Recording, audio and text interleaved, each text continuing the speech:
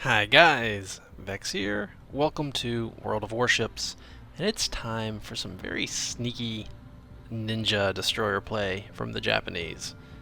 It's one of my favorite things in the game, and every now and then I think I do pretty good at it. It's a nice chunk of XP for one match. Yeah, I'm pretty happy with this one. 3 ships taken out. Yeah, a Miyogi and 2 destroyers, surprisingly enough. 2 of the things that normally give me some trouble. But my sneakiness, I think, is what carried me through this match, and let's go take a look at how it played out. Alright, here we are in the Minekaze. The Minekaze is a Tier 5 Japanese destroyer, and the guns on it are nothing at all to write home about. They're 6.9 kilometer range right now. There's an upgrade that I don't have yet, and I'm not even sure I'm going to get because I just don't use the guns that much. Although I do pop off a few shots this match with them. The torpedoes hit reasonably hard. There's 3 sets of launchers with 2 tubes each, capable of a full swivel. A swivet is the combination of a swivel and a pivot. And now I had set my autopilot to go to the middle of the map, and my autopilot, being the autopilot, decides to ram me right into a battleship. You can actually see it here trying to figure out a route around the battleship while it's moving, and to give credit where it's due, it does an okay job at it. But anyway, so these torpedo tubes can swivet, that's a swivel pivot, around, all around, so they can fire off to either side, resulting in a broadside capability of 6 torpedoes, which you will see come into play later in this match. Let's go ahead and speed up the replay a little bit here. Let's go to, I think this is 4x speed. So basically, my strategy at the start of the match is to go just barely get into the central ring here and begin capturing it. What this will do is force enemies to come into the ring to deal with us. Now the first thing that happens is we encounter a enemy destroyer who's doing the exact same thing, and he pops off a bunch of torpedoes, and I quite lazily dodge them, like, I guess I'll go forward a little bit. Now he's popped off smoke, which smoke is not always the best idea because it's basically a giant sign that says, hey, I'm hiding inside here, and if you throw out a giant spread of torpedoes into the smoke, you might hit me. And I've done that a lot with it versus enemy destroyers. They'll sit inside their smoke and hide in there, and I just fire a broad spread into the smoke screen, and if any single torpedo hits, that's it for them, because they don't have that much HP. Unfortunately, those torpedoes fall short of accomplishing anything, and I decide to be patient and play it safe. Destroyers are harder to see than other ships because they sit very low to the water and they're smaller.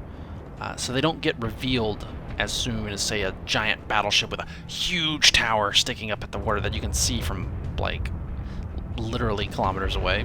Well, yeah, I guess you could see everything from kilometers away. Now this enemy ship, can I switch to my view? Yeah, there we go. He's coming up, and I decide that I'm going to ambush him because he sees the friendly destroyer next to me, but he didn't know I was here. So he's fully focused on my friend, and I can ambush him and back my friend up. And it looks like one of these torpedoes, that one right there, is going to catch him right in the middle, and ooh, 12,000 damage. He had a bad day just then. And now he is going to get pasted pretty heavily by my guns. Unfortunately, my friend didn't make it. Looks like he succumbed to gunfire, I guess. But fear not. I'll take out the enemy cruiser. That's some pretty effective fire. I never like fighting the German cruisers when I'm playing a destroyer, because their gunfire always seems really accurate. Oh, look at that St. Louis over there. Look how tasty it looks. Oh, give me a little piece of it. Give me a little pieces of St. Louis, please. I need it. I need it. Gimme. Now I'm already detected, so I figure there's no harm in popping off gunshots at that dude. And the big complaint I have with the guns is not the power, and it's not the refire rate. It's the turret traverse speed, which the American ships all have amazing turret traverse compared to the Japanese. I hit him pretty hard with a torpedo there and some gunfire, and my last few shots there finish him off. Pretty nice day for me, I dare say. So I see this tasty snack. Look at that. Look at that right over there. Look at that Miyogi. Look at that giant ship just begging to be killed. Alright, so we go over here, and I'm just going to sit tight. Let's go to 2x speed here. And I'm going to go to just free spectate, because the one I'm doing right now seems a bit jerky. Yeah, that's much smoother looking.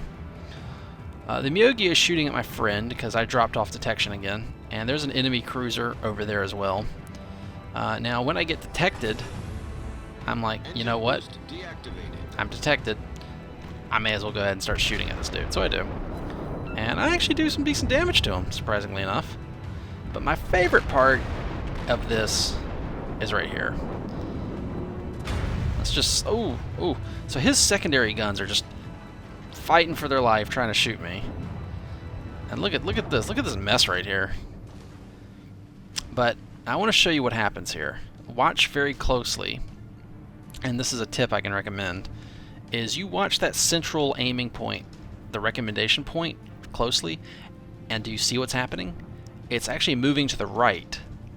That means that that battleship is either turning or slowing down. In his case, I think slowing down. So I'm going to go speed up a bit. So I'm going to launch, because I see it already moving right, I'm going to go ahead and launch to the right, anticipating that by the time my torpedoes would get to the destination, then his ship will be in that proper position to get hit by them. So had I actually aimed where it suggested, there's a pretty good chance I would have missed the whole wave here, actually. So when you're preparing for a close range launch, don't get complacent and think, oh, I'm close range with torpedoes, I can't possibly miss. Because you totally can.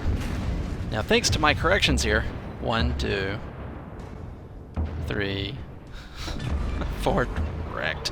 So wrecked. So that was my devastating strike achievement. That guy got pooped on so hard. I love that. I love doing that in a destroyer and just some big battleship. He's actually broken in half. Look at that over there. Look at that. His ship is actually right there in the middle, broken in half. That's awesome. And then there's, last but not least, the kill here on this enemy Karlsruhe. I think he gets killed by a second set of torpedoes fired from this friendly destroyer. But yeah, so big tip is even if you're close range, don't get complacent and watch that recommended route for the torpedoes and make a note of which way it's moving and go ahead and predict your shot and lead it to that direction a bit more. And you'll have to see how fast it's moving to get a sense of where you should aim. It's kind of an art form, I think, because you just kind of got to guess at it. Yep, and that's the second wave of torpedoes he launched, and that cruiser's about to eat it. Goodbye. Boom. Wrecked.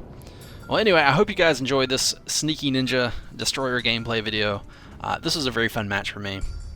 I think I did exactly what a destroyer is supposed to do, and I'll see you guys next time. Until then, as always, fair seas.